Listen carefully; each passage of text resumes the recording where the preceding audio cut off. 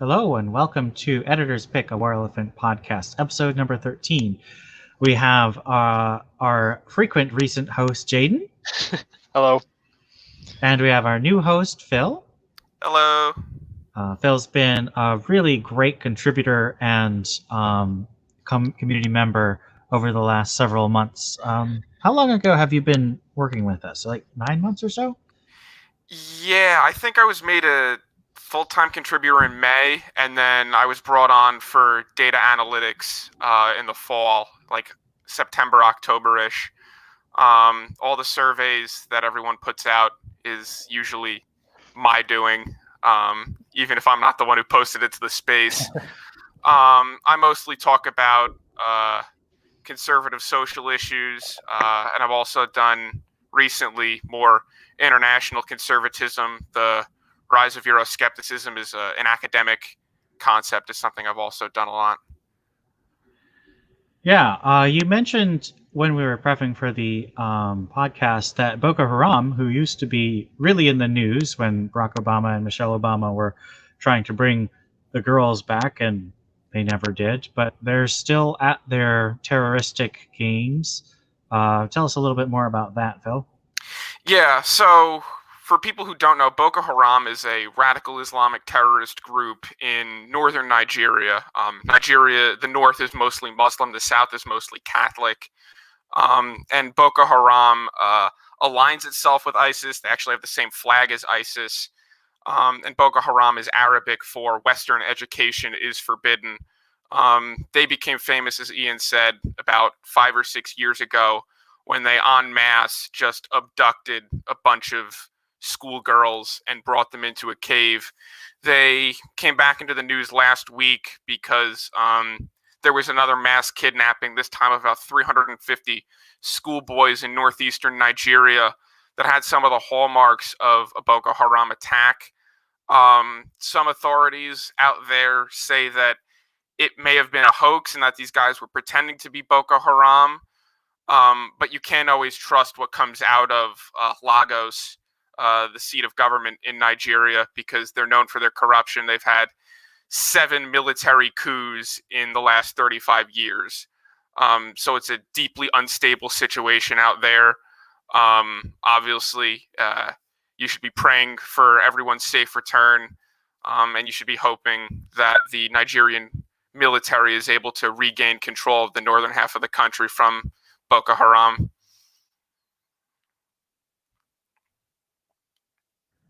Yeah, it's definitely something to remind us that even though there has been significant gains made in destroying some of the more violent and dangerous radical Islamist terror groups, it's still very much something we need to be aware of, especially when we partner with local governments to make sure that they are not, in allegiance with these kinds of things.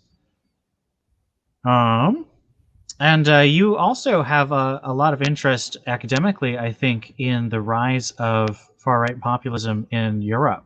You were mentioning Hungary's government. Yes. So, many of you may know what the migrant crisis was as the Syrian civil war started boiling and really getting out of control in 2014, 2015. People started moving there. And that was the same time crimes against humanity were starting to get committed in Darfur, which is Sudan. And people basically just started flooding Europe because a lot of the countries in Northern and Western Europe, England, France, Germany, Sweden, have very generous social safety nets. And the migrants wanting to escape the horrors of their homelands would go there. But in order to get from Syria to Sweden, you've got to pass through Hungary first. The Hungarians are a very, very Christian, mostly Catholic, but some Protestant group. They are deeply religious, and they were concerned that these mostly Muslim migrants were causing problems. There were some outbreaks of mass violence that were blamed on the refugees, like in Cologne, Germany. There was a mass rape New Year's Eve to New Year's Day, 2015 and 16, where 2,000 mostly Afghani and Tunisian men raped 1,200 German women, um, and other problems like that, like the creation of almost enclaves, have made more right wing elements very angry with the European Union for allowing this and their center right and center left governments for not doing anything to stop it. So, what do we get? We get right wing populism. It's think the paleoconservatism of people like Pat Buchanan, but they don't like democracy at the same time. So it's like a mixture of the neo-reactionists who really like a strongman government combined with the extreme isolationism and anti-immigrant sentiment of the, paleocons and alt-right. Yeah, and there are some concerning sort of outgrowths that come out of that. Groups like the UK Independence Party, now the Brexit Party, most of them turned into, are relatively sane political parties that just want to get out of the European Union. But if you move towards Eastern Europe, you have the Jobbik Party, which are literal Nazis. Like they use swastikas and they do the Hitler salute, and they think that blonde-haired, blue-eyed people are actually the superior race. And they started voting with the Fidesz Party, which was a center-right party, but it's moved to the right wing, and it became an anti-immigrant, anti-globalist party. And combined, Fidesz and Jobbik put Viktor Orban as Hungary's prime minister. They were really happy with how it was going because he stopped the immigrants from coming in. But when coronavirus happened, Viktor Orban got his governing coalition to make himself legal dictator. So Hungary has really started to backslide. It is now 8 years in prison for spreading fake news. And anyone who understands the history of that region knows that fake news is not, some tweet, about Hillary Clinton. It's Viktor Orban is a deeply flawed man, and just bang, 8 years in prison. This rule by decree order is indefinite. It gives Viktor Orban literal dictatorial powers. He gets to pick and choose who goes to prison. The lack of rule of law and the backsliding of democracy has gotten so severe that the European Union has instituted sanctions proceedings against Hungary. Of course, because of the European Union's weird political setup, they can't just sanction them right off the bat, but it sounds like Hungary's economy is about to be turned to dust by the European Union if they continue down this path. So, what relationship does the United States have with Hungary? Are we close allies, distant allies? Do we have any special kinds of export-import relationship and trade? Yeah, Hungary is not really known for its natural resources. It's sort of in the center of Central Europe, and it's more or less a net importer. I'm not aware of strong diplomatic ties or diplomatic hatred between the U.S. and Hungary. I know Donald Trump really likes Viktor Orban because of the anti-immigrant protectionist attitudes. But I believe the State Department, after Viktor Orban made himself legal dictator, did condemn the issue. And I think that it is a frequent tactic of left-wing analysts and commentators, and just people on Twitter, to lump Donald Trump in with people like Viktor Orban and Brazil's is it Bolsonaro in Brazil? Yeah. And let's see who else. I mean, obviously they love to say he's like Putin and Kim Jong-un, but that's just ridiculous. I think there are things you could connect in terms of style between Trump and Duterte in the Philippines is another one they love to connect. But I think if you look at what Hungary and the Philippines and Brazil do versus what Donald Trump has done, much as I know I personally, and I know Jaden has also had a lot of really critical things to say about President Trump recently in the wake of the election and his refusal to concede. President Trump has not declared himself dictator. He has not put any journalists in jail. There was actually something I saw on Twitter today with countries that have put journalists in jail. The United States is not one of them. So this idea that Donald Trump was clamping down and making an unsafe space for journalists in America is ridiculous. Um, Especially considering that President Barack Obama did put journalists in jail, or at least attempt to put journalists in jail for critiquing his administration.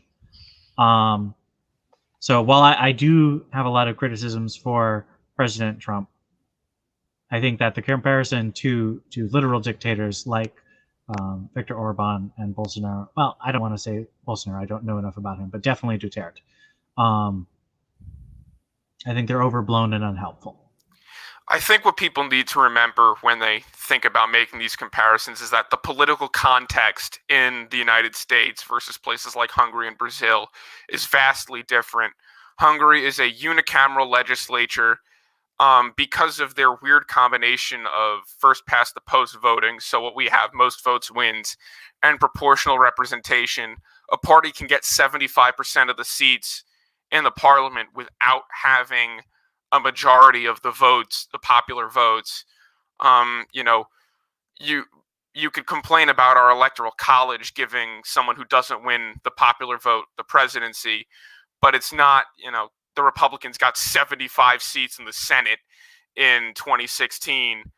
And with that, you also have a lot stronger party discipline in European politics. So whereas the Republicans would never even consider passing a bill to make Trump legal dictator, in Hungary, the Fidesz party didn't even bat an eyelash. In fact, many of them probably openly supported it.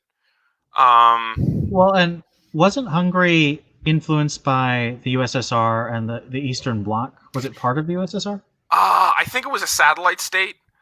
Okay. Um, So it has that history of tyranny that the United States really doesn't have.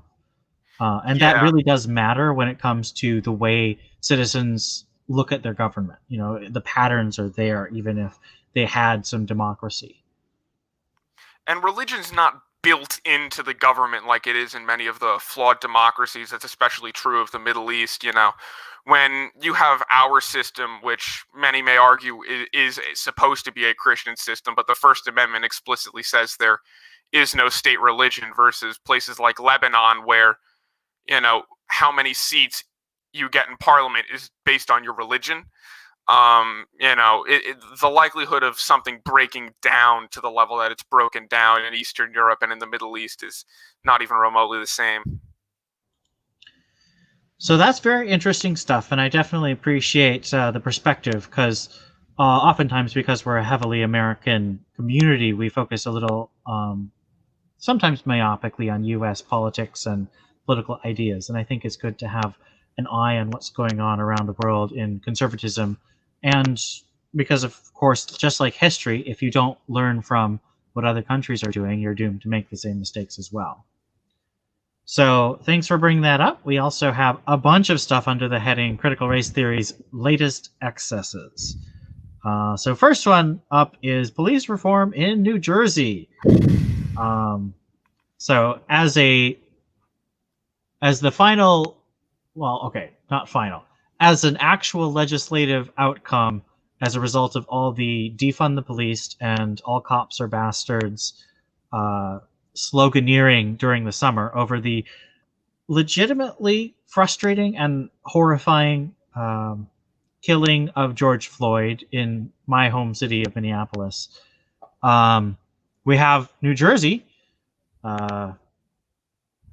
attempting to implement a massive police reform in policy. And so, Phil, tell us a little bit about what they're doing in terms of trying to prevent what happened to George Floyd, which I think we'd all agree is a laudable goal. We don't want more George Floyds. I think we'd also agree that this is not the way to do it. Yeah, so for a little bit of context, because I think our legal context in New Jersey is a little important. Unlike almost every state, our AG is appointed by the governor. In fact, he's not confirmed by the state senate, as far as I know. Like, he's just a regular state appointee, so he's not answerable to the voters. In most, like, AG Agree will flat out admit it. In most other states, this would never fly. He'd be voted out immediately. And he's also basically the state police chief. He has legal authority over all 35,000 state police officers. So he expanded the use of body cameras, and he created a statewide database that any member of the public can access for all uses of force. And on the issues of uses of force is where it's gotten the most controversial. His number one reform is that you have to use the least amount of force necessary to get the person under control. And after you get them under control, they must immediately be stood up on their feet. And if you use force of any kind, you have to warn the person outright, I am going to use force, and then they have to be given an opportunity to respond. Not like, yes, officer, no, like, I'm going to tase you. Do you have anything to say on the matter? Type of response. And then they can tase them.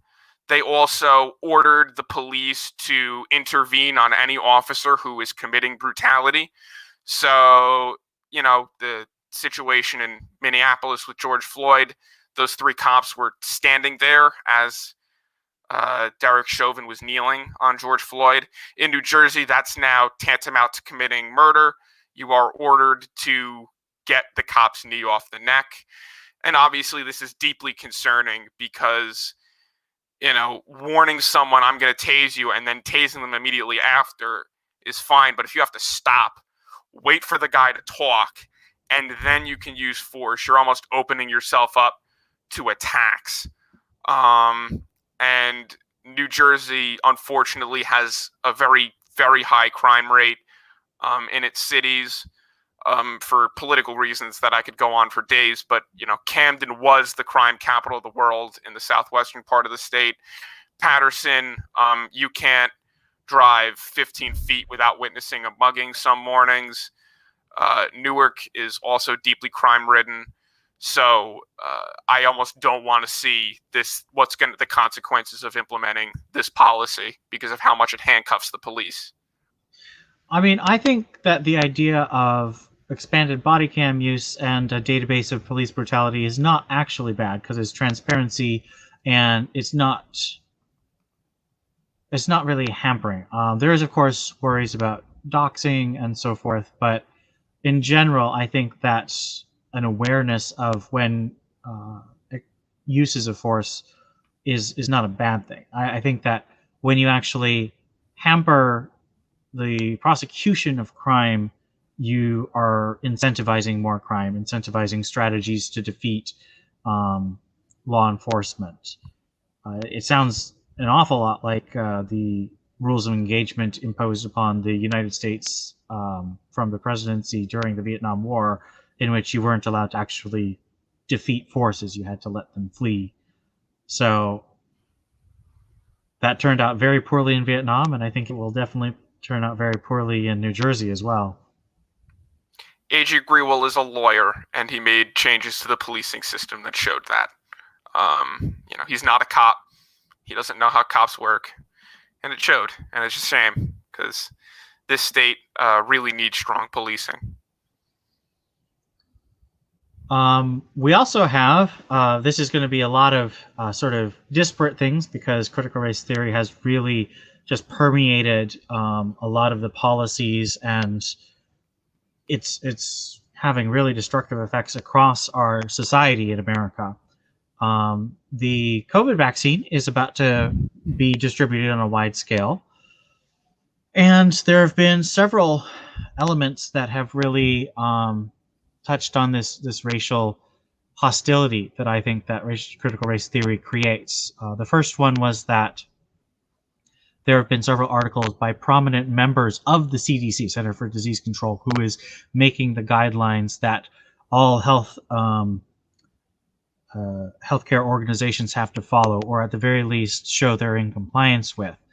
And it's not, as far as I can tell, actually official statements or guidelines, but it is statements from the people who make these guidelines about how you should prioritize giving essential workers, sometimes essential healthcare workers, but sometimes not necessarily healthcare workers, prioritize them getting the vaccine And that's not necessarily the problem. I think that there is a very good case for essential workers, especially if they're healthcare workers, getting a vaccine because they, might have a chance of bringing in the virus to their patients from the grocery store or whatever. That is not the argument that is being made. The argument that is being made is that nursing home residents who are the most at risk in this disease, this pandemic, are mostly white, and therefore they benefit from white privilege that has kept them alive for longer, in the direct words of one of these doctors who works for the CDC, and therefore they should not be given more privilege, but instead we should focus on the marginalized members of marginalized communities in the essential care workers. Um, that is not the argument that people should be making. If you want to make an argument that essential healthcare workers should be getting the vaccine to relieve stress, that has a knock-on effect for the patients they serve, absolutely. Because they are not white is not a good argument. It is, in fact, a racist argument and should be mocked, and these people should lose their jobs for racial discrimination working for the government. I mean, yeah, if you pull up the guideline slideshow that the CDC's been posting for the last couple months since they've developed the vaccines, the one I'm looking at right now is November 23rd, and then there's also a more recent one from December 20th. So in fact, just yesterday that this one was posted. But the one from November illustrates this a little bit better. I don't know if you could pull up the slideshow. I believe I sent you the link to it. There are two pages in particular that we're most particularly concerned about. If you take a look at page 21, if you pull it up here, you can show the viewers as well. It says that initially vaccinating the age of over and equal to 65 in phase 1B averts approximately 2 to 6.5% of deaths compared to targeting high-risk adults or essential workers. So vaccinating older people would save more lives in total than vaccinating any other group. And if you is just common sense, by the way. Yeah. If you're vaccinating the most at-risk population, then of course you're going to save more lives. Yep. But the problem is, if you actually look at page 31, it illustrates why they're not doing that. Right there, there we go. Bottom right corner here. The reason why they're not a number one priority is because of racial and ethnic minority groups being underrepresented in those groups. It is a clearly racist and biased reason. It's not because it's going to save lives. It's actually going to cause more deaths because they're not going to do that. I find that absolutely ridiculous. I can't believe it's gotten to this point. This is absolutely insane that they're prioritizing other groups when it would be quite clear how many more lives are going to be saved as a whole. If you I'm at a loss of words, honestly. This is just incredible to me. I can't believe it is outrageous, infuriating, and I would argue evil. Oh, absolutely. And at least for me, being from New Jersey, the issue that it's going to have is it's going to limit the geographic spread of the COVID vaccine here, because most of our minority populations live in 4 major population centers: Newark, Camden, Patterson, and Trenton. And if all of the vaccine is going to end up going there, then everyone who lives in the more rural parts of the state are going to have to wait months, maybe a year, before they see their dose, because everyone living in those major cities is going to get it, because those major cities are majority minority, regardless of whether or not you'll get sick from COVID and need a ventilator. Other COVID vaccine news. Various members of government have been getting it. The most prominent, of course, being Vice President Mike Pence, but we also have Senator Marco Rubio and Congresswoman Alexandria Ocasio-Cortez. Interestingly, another member of the far-left progressive nicknamed Squad, of 4 congresswomen, including Alexandra Ocasio-Cortez, Rashida Tlaib, Ayanna Pressley, and Ilhan Omar.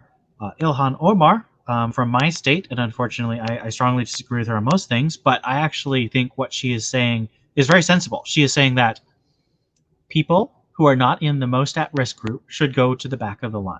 So all these lawmakers, she doesn't single out any of the lawmakers by name that I'm aware of, but she is explicitly saying lawmakers who are getting the vaccine should not be doing so.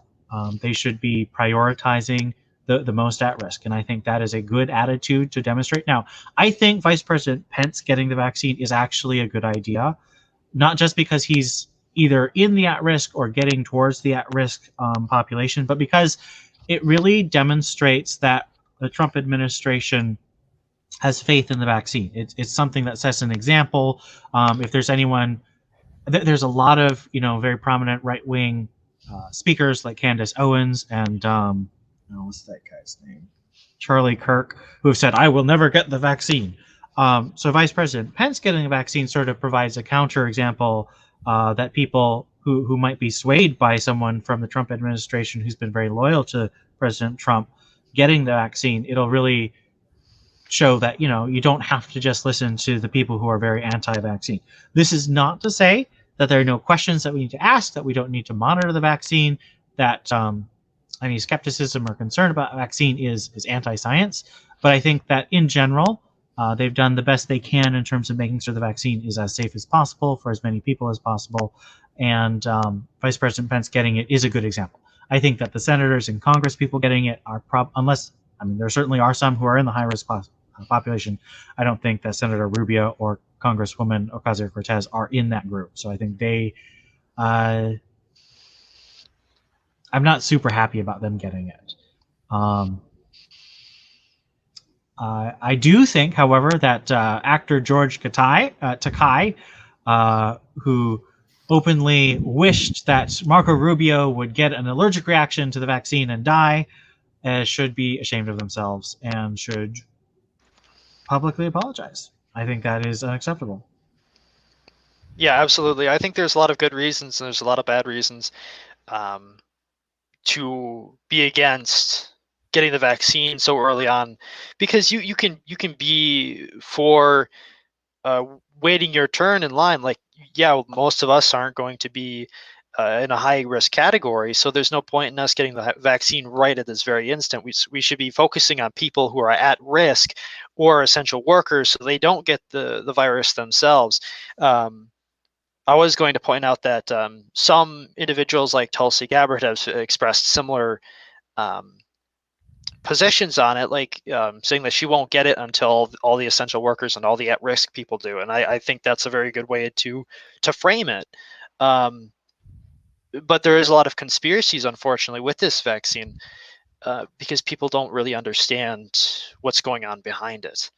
I find that very concerning myself. Yeah, I think there's no reason to believe that this is an obviously harmful drug. It would have never made it through the FDA, and to have people wishing harm on you for getting it early, or making all these unsupported statements about it being a microchip and all this other stuff, or that it's not real vaccine that they're getting, is only harmful. And in my view, if this is what I need to do to get out of my house and live a normal life, I will happily take my shirt off and get pricked in the shoulder a couple times. And I think that's what most Americans should be thinking themselves. So moving on to another example of critical race theory gone amok, a very expensive private school called Dalton in, let's see, where is Dalton? The Upper East Side of Manhattan, New York City. Okay, so a New York City high school has had a huge list of demands. Like, I'm looking at this list. Let me share for a second. The list of demands starts here and just keeps going for really. There's all the signatories. So it's a big, long list of demands, 24 points, each of them over a paragraph in length. And they're all about structural racism. And there's no win possible for the students in this school.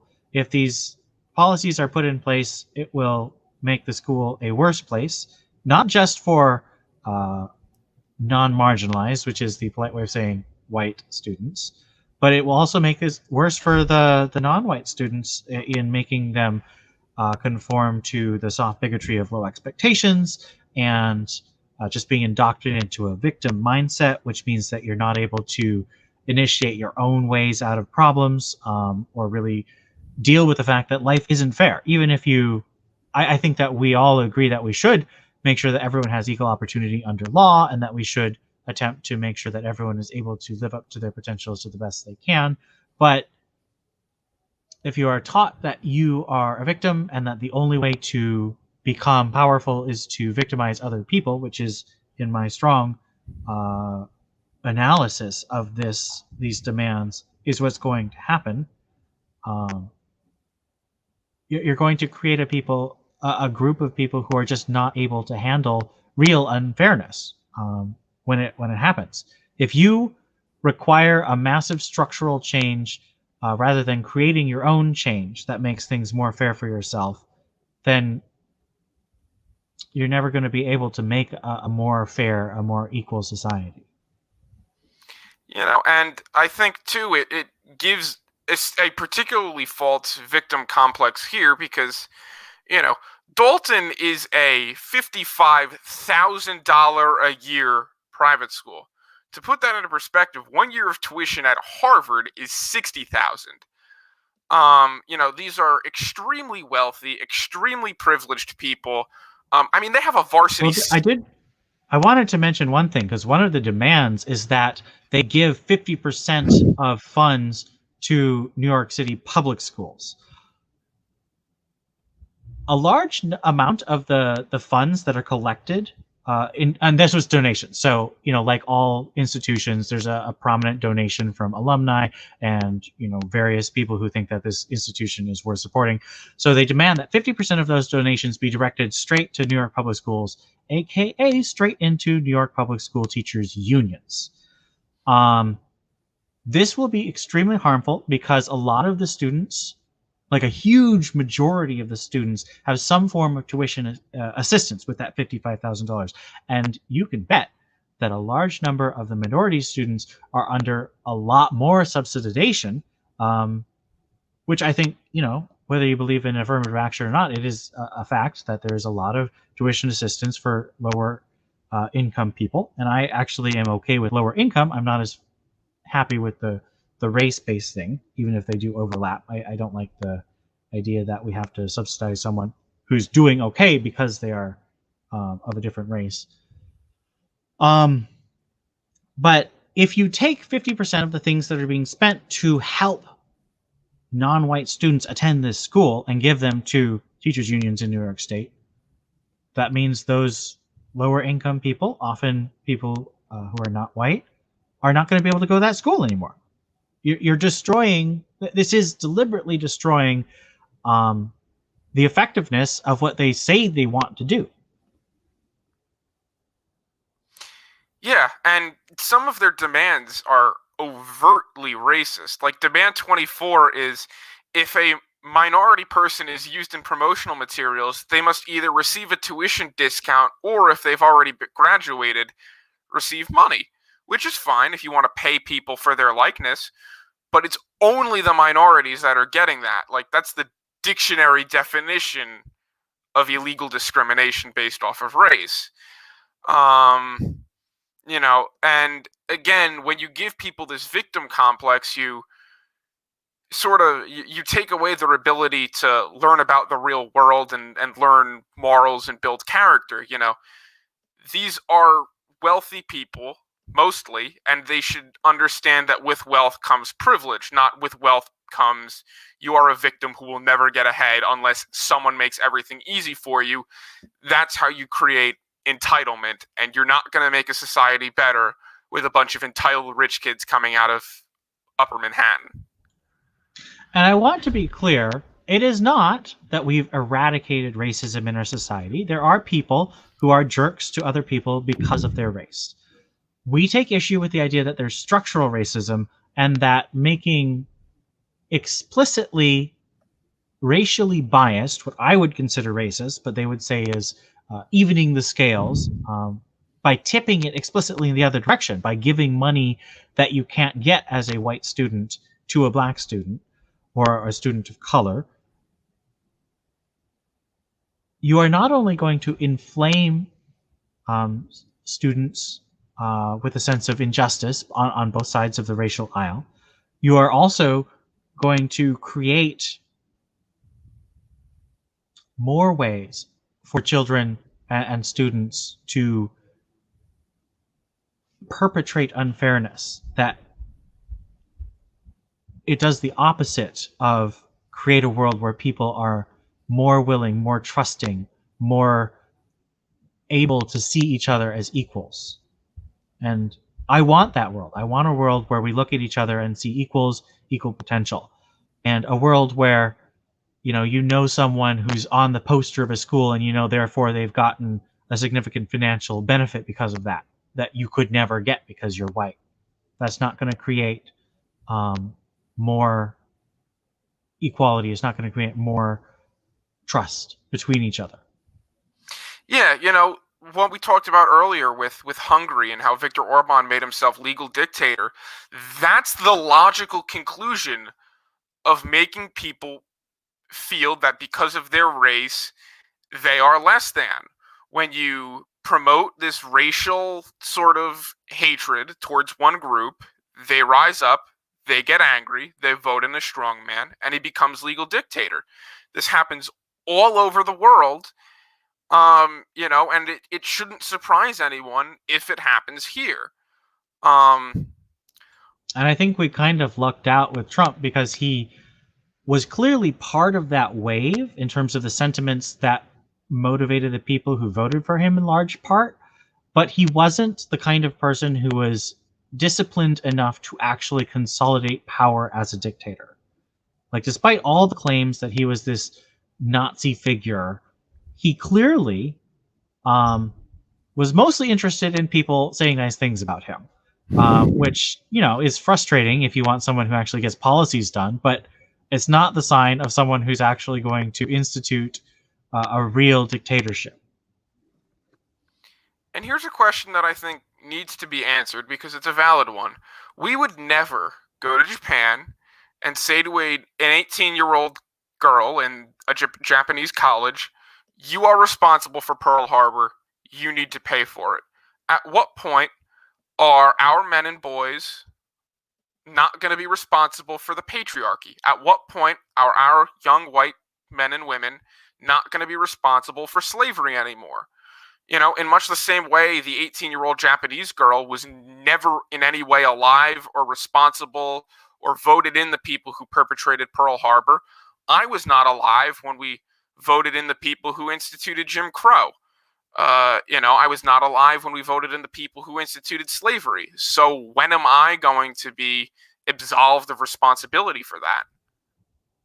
And that's one of the things I think is so insidious and poisonous about critical race theory. Dr. John McWhorter, who's a really excellent linguist and political commentator at, I want to say, Columbia University, but he's done a lot of podcasts and writing about the situation of race in the last several years, and I highly recommend checking it out. He's most prominently featured on Blogging Heads with Dr. Glenn Lowry at Brown University. They do a podcast where it's just the two of them talking, and they're just so insightful, especially on race because they're both black. But John McWhorter has said, we tried reparations in the 70s. It was affirmative action. And I think, as much as I don't like affirmative action, I think that it was worth trying something to make up. I mean, because that was very much within living memory of Jim Crow. So I think there was a sense that you could really make an attempt to repair the class of black people in America. The problem is black people have not significantly benefited as a whole. There's certainly some people who have benefited, but as a whole, um, the black family is in tatters. More people are in destroyed families, and destroyed families are one of the most significant indicators of poverty or generational poverty. Since the Great Society, affirmative action, and the welfare solutions instituted by Lyndon Baines Johnson, we tried reparations. They didn't work. And the people who are now proposing reparations, like Ta-Nehisi Coates and Ibram X. Kendi, and those are the black commenters. There's also, of course, Robin DiAngelo and the white people who are attempting to curry favor using the terms that this critical race theory has devised. There is no end point. They are consistently asked. They consistently ask Dr. Kendi. They consistently ask Ta-Nehisi Coates, what does the society you want to live in look like?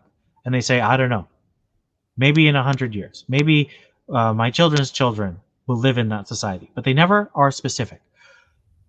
The liberal view that we are looking for is the view of Martin Luther King Jr. A society where people are judged by the content of their character, not by the color of their skin. A society where little black children and little white children and little Asian children and little Indian children and little Native children can all play together. And there's no sense that they should be hating each other because of what their great, great, great ancestors did to each other. There's no hatred based on it. And that's not the same as what we in the 90s called colorblindness. We're not looking to erase the heritage and the culture of people where they came from. We're looking to make sure that people are valued equally. We know what it looks like. We're explicit about what we want. And I think that society is worth fighting for. The society that Ta-Nehisi Coates and Ibram Kendi are arguing for is one of retribution, revenge, grievance, victimhood, bullying, and ultimately tyranny. And I think that's not worth fighting for. That's worth fighting against.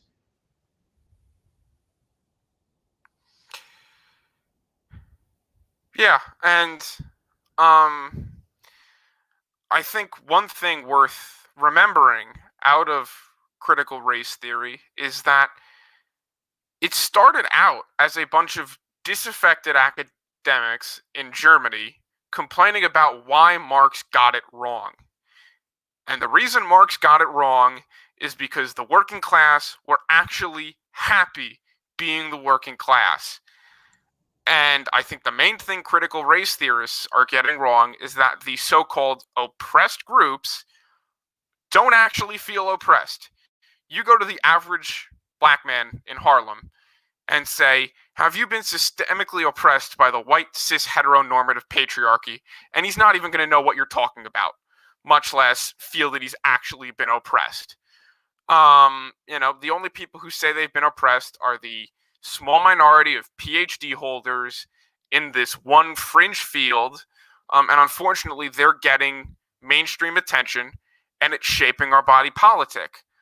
A lot of what's coming out of the Democratic Party is coming straight out of, White Fragility from Robin DiAngelo or How to Be an Anti-Racist by Ibram Kendi. These books that are based off of deeply flawed premises, and the fact that they talk to government is precisely the problem.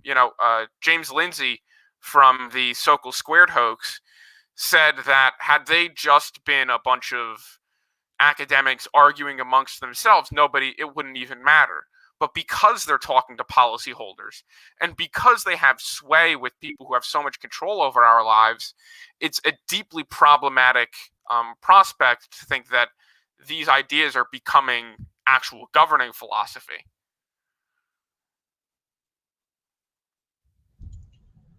And I wanted to end our conversation on one last anecdote about the madness of critical race theory, and that is in The Nation, admittedly an extremely far-left publication, an educator actually claimed that we should have black votes be counted twice, as opposed to votes by white people or any other race. And someone on Twitter responded, maybe you should just make white people's votes worth 3/5. And I know, for all the people who are about to criticize, no, that's not what the Dred Scott decision was really about. That's not what the 3/5 compromise was about. It wasn't really declaring that black people were 3/5 of the person. It was an attempt to rob Southern people of their attempted advantage through numbers by counting slaves without actually giving them proportional representation. Yes, I know.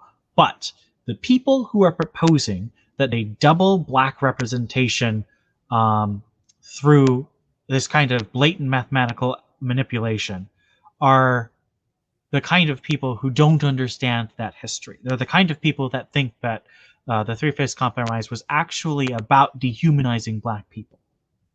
And so I think that using that naked historical ignorance against them is brilliant.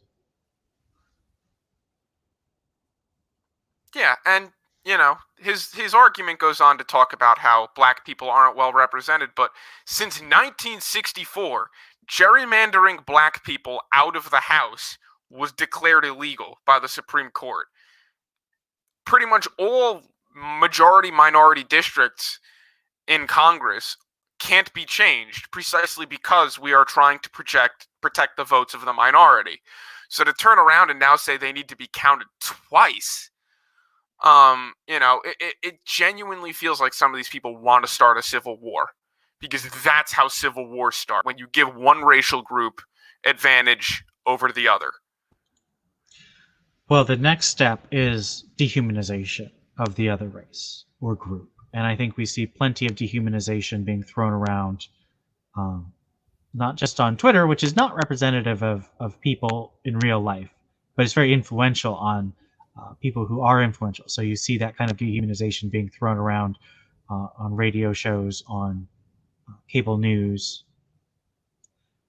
And if you look at Rwanda, as Christine is always happy to point out, once you start calling people cockroaches, it's a logical step to do to them what you actually do to cockroaches. Squish them. And so we here at War Elephant will do our best to fight against any kind of dehumanization.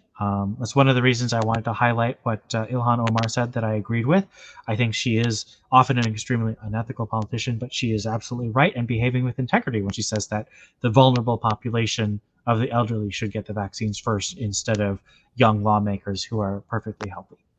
So I want to thank Jaden and Phil for joining me. This was a very interesting discussion. I appreciate you guys taking the time. And if you're watching now, or if you are watching at a later point or downloading this on one of our platforms, please give us a like, subscribe to us on whatever platform, YouTube, Stitcher, iTunes, Podbean, whatever, and join our Discord community, which will be linked in our show notes.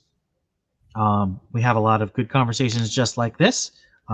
We enforce our 3 R's policy, which is respectful, relaxed, and research very stringently. So we always have a good conversation ready for you, and a lot of fun as well. People talking about Minecraft and movies. We have a lot of Star Wars discussions because we're all terrible nerds. But yeah, join us, give us a like, subscribe, and thank you for watching Editor's Pick.